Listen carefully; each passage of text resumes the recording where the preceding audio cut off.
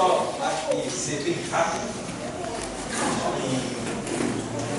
E do Evangelho escrito por Mateus 16,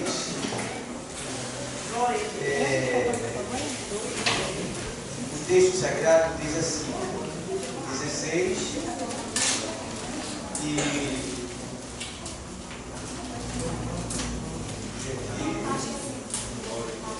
vamos ler do 13 em diante, diz assim: E chegando Jesus às partes de Cesareia de Filipe, interrogou os seus discípulos, dizendo: Quem dizem os homens ser o Filho do Homem? Interrogação. Jesus ele fez uma pergunta aos seus discípulos.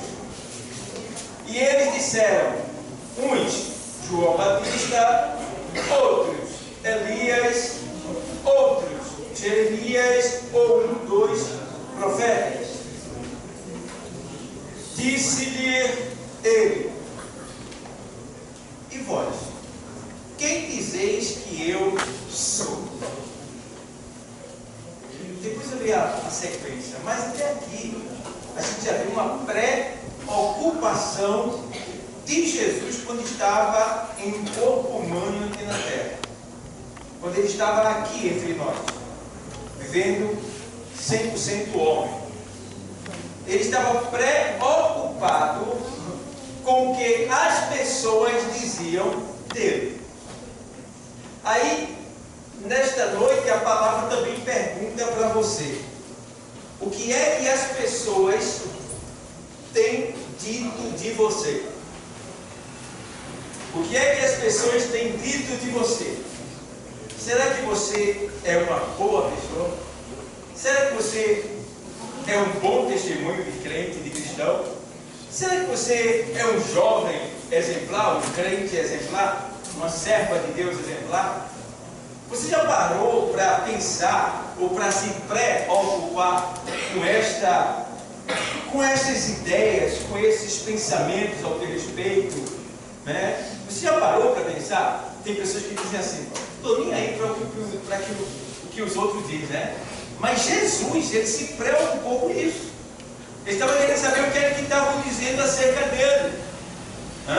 Ele sabia, mas ele deixou que os discípulos falassem para que ficasse bem nítido que não diziam nada mal acerca dele, mas sim os comparavam ele a alguns dos que realmente tiveram um bom testemunho.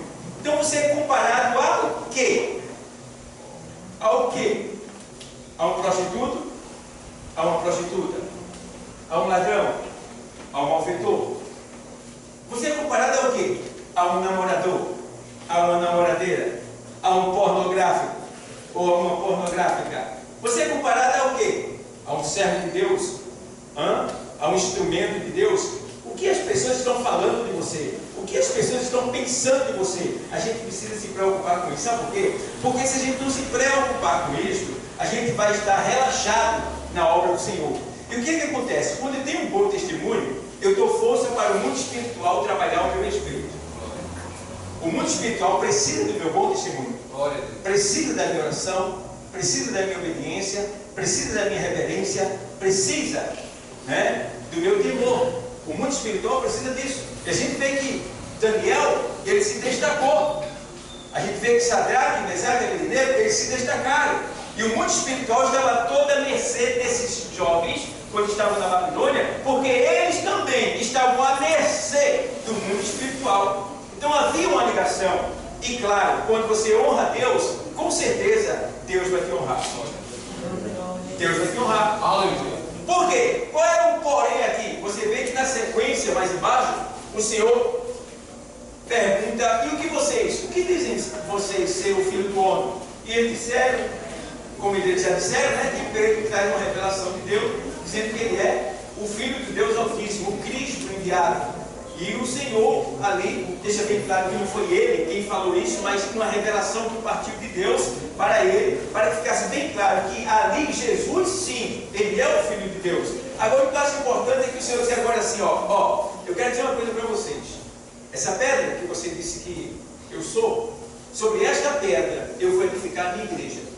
Não era pedra, a igreja, ou seja, não era pedra, a pedra Pedro, mas a pedra o Cristo, a rocha, né? E agora ele diz assim, eu vou edificar a minha igreja sobre esta rocha, sobre esta pedra, que era a confissão que Pedro estava fazendo. Pedro diz, tu és o Cristo, o Filho de Deus vivo.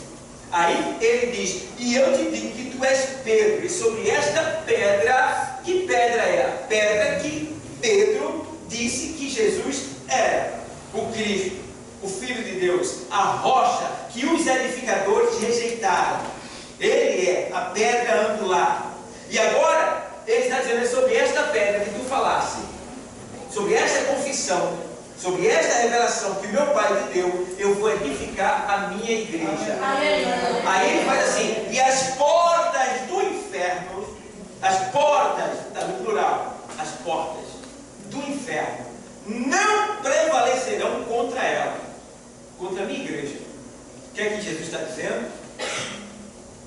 A igreja eu vou edificar sobre mim, tá? Sobre mim, o meu poder vai estar sobre a igreja. E eu vou dizer uma coisa para vocês, pelo fato de o meu poder estar em vocês, eu vou dar um conselho para vocês. As portas do inferno não prevalecerão contra a minha igreja. O que é que ele está dizendo com isso? Ele está dizendo que quando você for, não tenha medo. Pode arrombar a porta do inferno, porque elas não vão resistir o poder de Deus que está sobre a sua vida.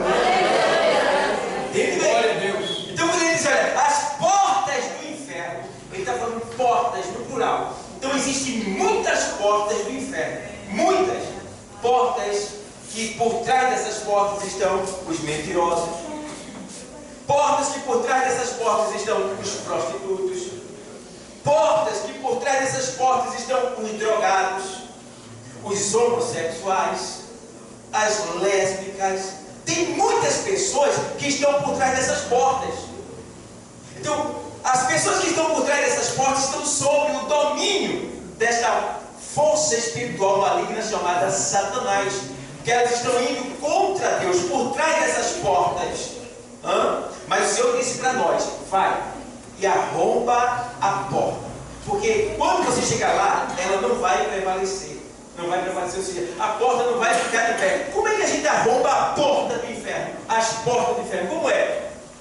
Com um bom testemunho, com a palavra de Deus, com oração, com unção, com autoridade, com temor, com respeito, com conhecimento de Deus. Quando a gente tem tudo isso em nós, a gente pode ir.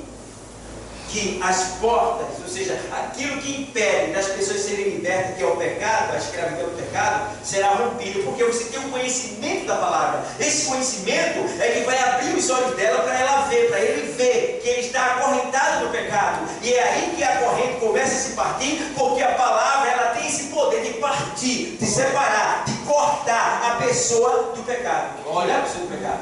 Entende bem? Então a gente precisa levar em consideração que vocês são esses instrumentos que Deus quer usar para arrombar as portas do inferno.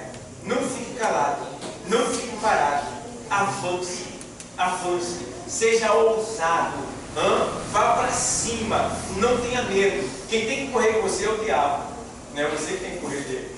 Entende bem? Porque a Bíblia diz, resistir ao diabo e ele foge. E como a gente vai resistir ao diabo? Tem que estar livre. Porque se você estiver no pecado, você não tem força para resistir ele, porque você já está dominado por ele. O que é que impede para a gente vencer o diabo? O pecado. Quando ele faz você pecar, você se torna uma presa dele. Você não pode dizer, o diabo não presta. Não pode dizer. Porque você está dominado por ele. Então, você só pode vencê-lo se você estiver livre do pecado. E estar livre do pecado é não viver no pecado, porque pecar, todo mundo peca. Agora, uma coisa é pecar, e a outra coisa é viver no pecado. O que é viver no pecado? É praticar algo que você sabe que é errado todo dia, o tempo todo. Aí você está pecando por voluntariedade, e aí Deus não tem o culpado por Então é necessário que você reconheça quando estiver errado, quando estiver no pecado, e se lance fora do pecado, lance ele para fora, se livre dele, porque o pecado ele amarra, ele acorrenta, ele aprisiona, e o diabo, quando você peca, ele faz chantagem com você. Você vem para cá, não tem alegria, não canta com temor, não canta com vigor, não sente a presença de Deus. Por quê? Ele já te acorrentou, ele está te chantageando, ele está dizendo, tu está aqui, ó, mas tu não é de Deus. Tu está aqui, ó, mas Deus não te agrada de ti, Deus não se agrada de você. Por quê? Tu chama pornografia. Por quê? Tu vive vendo sexo ilícito na internet. Por quê? Porque tu vive desobedecendo teu pai, tua mãe. Por quê? Porque tu não age como uma serva de Deus. E aí? Ele fica chantageando. Mas se você passar por cima desses obstáculos, você vai ter autoridade para estender as mãos e dizer, em nome de Jesus, eu te repreendo. E Deus te dará vitória em tudo que você precisar, aonde você andar, aonde você estiver, tudo que você fizer vai prosperar. Por quê? Porque você é um servo exemplar, um servo que dá prazer a Deus, assim como Daniel, como Sadraque, como Mesaque, como Abednego, como muitos que ali se destacaram na Bíblia, vocês também se destacarão, porque Deus está pronto para aprovar os feitos daqueles que estão na sua presença, fazendo o seu querer, fazendo a sua vontade e lhe servindo na beleza da sua santidade. Amém, igreja? Que Deus te abençoe.